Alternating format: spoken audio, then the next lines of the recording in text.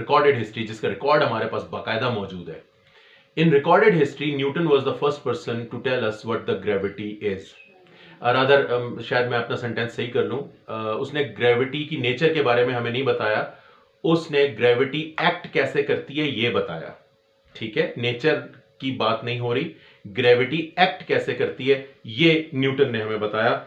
और उसने हमें एक बहुत मशहूर फॉर्मूला दिया, और वो फॉर्मूला जो है वो भी हम अपने स्कूल और कॉलेज के ज़माने से हम पढ़ते चले आ रहे हैं, that F is equal to capital G into M1 M2 upon r square. ये फॉर्मूला हमें क्या बताता है कि हर दो ऑब्जेक्ट्स जो हैं वो एक दूसरे को अट्रैक्ट करते हैं, हर दो ऑब्जेक्ट्स एक दूसरे को अट्रैक्ट करते हैं, और ये जो फोर्स ऑफ अट्रैक्शन है ये, अच्छा एक और बात याद रखें कि फोर्स एक ऑब्जेक्ट दूसरे पे नहीं लगाता, दोनों एक दूसरे पे लगाते हैं। ठीक है, तो अगर अर्थ जो है वो सन को अट्रैक्ट करती है तो सन भी अर्थ को अट्रैक्ट करता है, और अगर अर्थ मून को अट्रैक्ट करती है तो मून भी अर्थ को अट्रैक्ट करता है, और इक्वल फोर्सेस से करते हैं। अब ये सारी फिजिक्स जो है ना जी, ये 9 क्लास से लेकर एफएससी तक की फिजिक्स है, जिसमें से ये मैं आपको बता रहा हूं। दोबारा सुने मेरी बात, जमीन जो है वो अगर मून के ऊपर सर्टेन फोर्स लगा रही है तो उतनी ही फोर्स मून अर्थ पे भी लगा रहा है। दोनों ऑब्जेक्ट्स एक दूसरे के ऊपर ग्रेविटेशनल फोर्स लगाते हैं। तो इस पूरे प्रोसेस में एक फोर्स नहीं है, दो फोर्सेस हैं, और ये दोनों फोर्सेस आपस में बराबर हैं। ठीक है, ये जो ऑब्जेक्ट है इसका मास m1 है, इस ऑब्जेक्ट का मास m2 है, और दोनों ऑब्जेक्ट्स के दरमियान डिस्टेंस जो है वो फर्ज करने के वो r है। तो ये फॉर्मूला हमें ये बताता है कि कैसे ये दोनों ऑब्जेक्ट्स जो हैं ये एक दूसरे को किस तरीके से अट्रैक्ट करेंगे और एक दूसरे के ऊपर कितनी फोर्स लगाएंगे। अब यहां सवाल ये पैदा होता है कि एक ऑब्जेक्ट दूसरे के ऊपर फोर्स क्यों लगा रहा है, यानी ग्रेविटी की नेचर क्या है, ग्रेविटी पैदा कैसे हो रही है। अपने सेंटेंस को और आसान कर दूं, ये मेरे हाथ में जो दो ऑब्जेक्ट्स हैं, तो इस ऑब्जेक्ट को कैसे पता चला कि मेरे साथ एक और ऑब्जेक्ट भी है और इसको मैंने अट्रैक्ट करना है, या इसको कैसे पता चला कि मेरे साथ ये ऑब्जेक्ट भी है और इसको मैंने अट्रैक्ट करना है, यानी दोनों के दरमियान वो ना नजर आने वाला कनेक्शन जिसको आप ग्रेविटी कह रहे हैं वो क्या है। तो इसका आंसर न्यूटन ने नहीं दिया। न्यूटन ये नहीं समझा सका कि ग्रेविटी पैदा कैसे होती है और ग्रेविटी की नेचर क्या है, ये न्यूटन ने हमें नहीं बताया।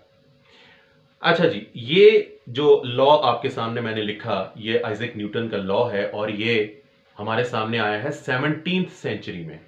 ठीक है जी, 17वीं सदी में 1680s में ये लॉ हमें पता चला है, 1680s में। और इस लॉ ने ग्रेविटी को काफी हद तक एक्सप्लेन कर दिया कि ग्रेविटी कैसे एक्ट करती है। मैं रिपीट कर रहा हूं अपनी बात, ये नहीं पता चल सका ग्रेविटी क्या है, ये बता दिया कि एक्ट कैसे करती है, कैसे एक ऑब्जेक्ट दूसरे को खींचता है, कितनी फोर्स लगाता है, ये बता दिया। और हम इस लॉ को मानते रहे और इस पे अमल करते रहे और अपनी कैलकुलेशंस इसी की बेस पे करते रहे, और ये सारा सिलसिला चलता रहा 1900 तक, सन 1900 तक। अब आप इसको सब्ट्रैक्ट करके देख लें कि 1680s से लेकर 1900 तक ये 300 समथिंग ईयर्स बन जाते हैं, 30 साल से ज्यादा बनते हैं। तो इतने अरसे हमने ग्रेविटी को वैसे ही देखा जैसे न्यूटन ने हमें बताया था। और ये जो 1900 है जी, ये दैट इज 20th सेंचुरी, इसके शुरू होते ही बहुत सारी चीजें जो हैं उनमें तब्दीलियां हुई, बहुत सारे लॉज फिजिक्स के चेंज हुए, इंक्लूडिंग द ग्रेविटी। और आज तक ग्रेविटी की ये सेकंड थ्योरी है और आखिरी थ्योरी है जो हमारे पास है, यानी ग्रेविटी को हमने टोटल दो थ्योरी से एक्सप्लेन किया, एक ये और एक वो जो आइंस्टाइन ने आपको सेकंड थ्योरी दी है जो ग्रेविटी को एक्सप्लेन करती है। तीसरी ग्रेविटी की कोई थ्योरी नहीं है हमारे पास। और एक बात मैं आपको ये भी बता दूं, फिजिक्स वाले स्टूडेंट स्पेशली सुने और बाकी सब भी, कि अभी भी ग्रेविटी की कंप्लीट अंडरस्टैंडिंग हमारे पास नहीं है, बल्कि ग्रेविटी की अब आइंस्टाइन की थ्योरी के बाद भी, अच्छा कंप्लीट का वर्ड फिर ज्यादा हो जाएगा, इवन हम 60% 70% भी ग्रेविटी को अभी तक नहीं पहचाने। ठीक है, चलें, आइंस्टाइन ने हमें ग्रेविटी की एक नई अंडरस्टैंडिंग दी है, और वो नई अंडरस्टैंडिंग क्या है अब वो मैं कोशिश करने लगा हूं कि मैं आपको एक्सप्लेन करूं। और मैं कोशिश का वर्ड ही इस्तेमाल कर सकता हूं क्योंकि मेरा काम यह है कि जी एक टीचर का काम यह होता है कि चीज़ को बोलना, कोशिश करना कि एक्सप्लेन करे, बट एक्चुअल जो सारा कमाल होता है वो स्टूडेंट और सुनने वाले का ब्रेन होता है कि वो कैसे उसको इंटरप्रेट करता है और कैसे उसको एब्जॉर्ब करता है। तो ये सारा जो क्रेडिट होता है ये आपका क्रेडिट होता है, मैं कोशिश कर सकता हूँ। आइंस्टाइन जो है वो बेसिकली उसने हमें क्या कहा जी ग्रेविटी के हवाले से, अब मैं वो आपको समझाने की कोशिश करूंगा। अच्छा, मान लीजिए कि वैक्यूम है, ठीक है जी, वैक्यूम जैसे यूनिवर्स के अंदर वैक्यूम है, और वैक्यूम का मतलब फिजिक्स में ये होता है कि नथिंग, ना एयर है, ना कुछ है, ना कुछ है, ना एटम्स, ना मॉलिक्यूल्स, कुछ भी नहीं है, vacuum. I hope everyone understands vacuum. अच्छा, एक बात सब एग्री करेंगे कि वैक्यूम में भी टाइम है, इस पे तो सब हम एग्री करेंगे ना। अगर जैसे मैं यहां इस रूम में बैठा हुआ हूं, ऑब्वियसली मेरे अराउंड एयर है, लेकिन अगर एयर ना भी होती, ठीक है, तो टाइम तो चलता ना मेरे अराउंड, टाइम तो ना रुकता। टाइम तो एक अलग क्वांटिटी है, वो चल रही है। तो इसका मतलब यह है कि जहां वैक्यूम है वहां मैटर हो या ना हो, टाइम जरूर है। पहला तो पॉइंट ये जरा समझ लें और अपने पल्ले से बांध लें कि टाइम हर जगह है, ठीक हो गया। अच्छा, वैक्यूम क्या चीज है, व्हाट इज दिस वैक्यूम? तो आप कहेंगे जी वैक्यूम इज नथिंग, मतलब इसमें जब है ही कुछ नहीं तो वैक्यूम क्या हो सकता है, वैक्यूम इज नथिंग। आइंस्टाइन कहता है कि ये जो वैक्यूम है जिसको आप ये कहते हैं कि ये कुछ नहीं है, ये कुछ तो ऐसा है कि जिसके अंदर चेंजेस आ सकती हैं।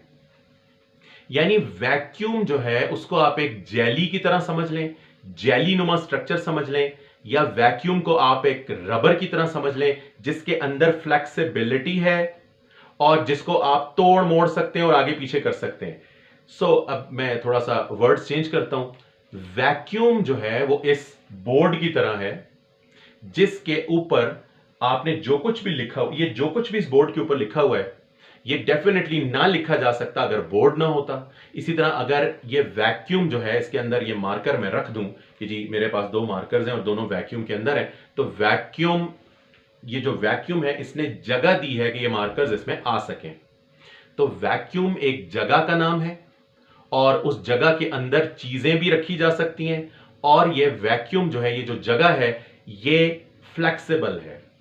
अब जगह फ्लेक्सिबल होने का क्या मतलब है जनाब? ये जो बोर्ड है ये तो थोड़ा सा सख्त है, लेकिन मेरे हाथ में ये जो पेपर है ये डेफिनेटली फ्लेक्सिबल है और ये मैं अपनी मर्जी से मोड़ सकता हूं।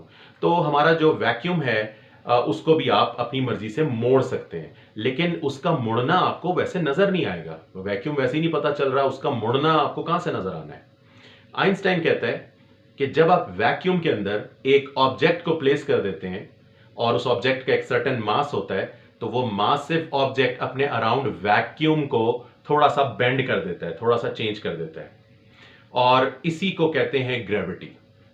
सो ग्रेविटी कोई चीज नहीं है, कोई फोर्स नहीं है, rather it is the bend, it is the moulding of the vacuum. और हम ये वैक्यूम का वर्ड इस्तेमाल अमूमन नहीं करते, हम इसकी जगह स्पेस का वर्ड इस्तेमाल करते हैं। So what is gravity? जो हम समझते थे कि ग्रेविटी है वो अब हमारी प्रेजेंट अंडरस्टैंडिंग में ग्रेविटी नहीं है, rather it is the mould, it is the bend in the space and as well as in time. ये टाइम और स्पेस दोनों के बेंड का नाम है, दैट इज ग्रेविटी। अब मैं कोशिश करता हूं जी मजीद आपको बेहतर तरीके से समझाने की। मान लें कि जी जो वैक्यूम है या जो स्पेस है उसको फिलहाल हमने छेड़ा नहीं है, वो जैसा था वैसे का वैसे ही है। मुझे चाहिए मैं यहां पे 3 डायमेंशनल वैक्यूम बनाऊं, लेकिन वो मुश्किल हो जाएगा, तो मैं 2 डायमेंशनल वैक्यूम बनाता हूं, या समझ लें कि 2 डायमेंशनल स्पेस बनाता हूं। So this is my 2 dimensional space, और ये 2 डायमेंशनल स्पेस जो है ये एक एक्चुअल 3 डायमेंशनल स्पेस की बैड रिप्रेजेंटेशन है, बट नियरेस्ट हम यही कर सकते हैं। सो ये जो स्पेस है ये फिलहाल डिस्टर्ब नहीं है, बेंड नहीं है, इसमें कुछ भी नहीं है, लेकिन जैसे ही आप कोई मैसिव ऑब्जेक्ट इसमें प्लेस करते हैं, ये मैसिव ऑब्जेक्ट क्या करता है, ये इस स्पेस के अंदर बेंड क्रिएट करता है, यानी ये अपने आसपास का जो रीजन है उसको टेढ़ा मेढ़ा कर देता है, इस तरह जैसे मैंने यहां बनाने की कोशिश की है। और ना सिर्फ ये अपने अराउंड स्पेस को बेंड करता है बल्कि ये अपने अराउंड टाइम को भी बेंड करता है। ये जो जुमला मैं कह रहा हूं इस पर तवज्जो रखना। किस चीज के अंदर बेंडिंग है? टाइम के अंदर भी और स्पेस के अंदर भी। अब ये याद रखें कि कोई भी चीज यूनिवर्स में वो स्पेस बेस्ड है, यानी उसको रखे जाने के लिए जगह चाहिए। उर्दू में हम वर्ड इस्तेमाल करते हैं जगह, और टाइम के लिए हम वर्ड इस्तेमाल करते हैं वक्त। ये जो कुछ भी है मेरे अराउंड ये है जगह।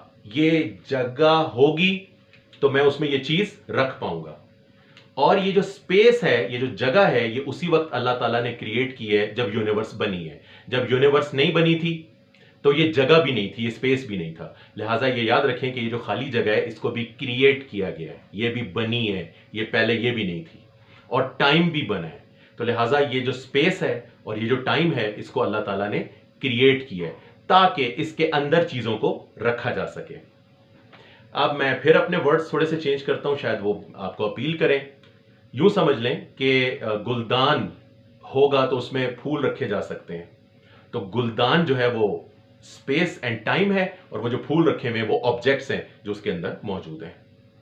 या ये समझ लें कि ये जो बोर्ड है, वाइट बोर्ड, ये स्पेस और टाइम को रिप्रेजेंट कर रहा है, और ये जो कुछ मैं लिख रहा हूं ये उसके ऊपर रखे हुए ऑब्जेक्ट्स हैं। लिहाजा आइंस्टाइन कहता है कि जब कोई ऑब्जेक्ट आप स्पेस में प्लेस करते हैं तो वो अपने अराउंड स्पेस और टाइम को बेंड कर लेता है। अच्छा, अगर आपने ये बात सुनी है और इसकी इंटेंसिटी को समझा है तो ये इतनी बड़ी बात है, किसी थ्योरी में इतनी बड़ी मॉडिफिकेशन है कि आप ये बात करके ना सिर्फ जान नहीं छुड़ा सकते, यानी आपने इसको प्रूव भी करना है। और यकीनन जितनी आप अजीब और बड़ी बात करेंगे उसका प्रूफ भी उतना मुश्किल और अजीब होगा। लिहाजा आप इसको प्रूफ कैसे करेंगे कि ग्रेविटी कोई फोर्स नहीं है बल्कि वो स्पेस और टाइम का बेंड है, इसको प्रूफ कैसे करेंगे?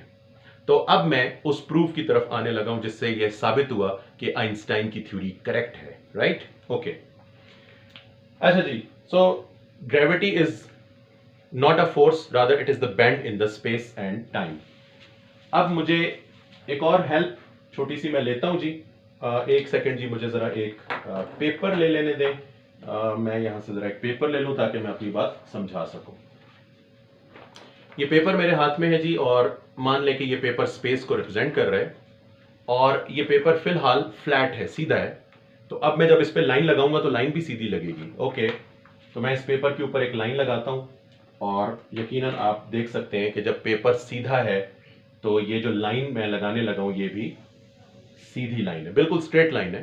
ठीक है, क्योंकि इस लाइन को होल्ड करने वाली सरफेस खुद सीधी है। लेकिन अब लाइन का कसूर नहीं है, कसूर लाइन का नहीं है, कसूर इस पेपर का है जो कि बेंड हो गया।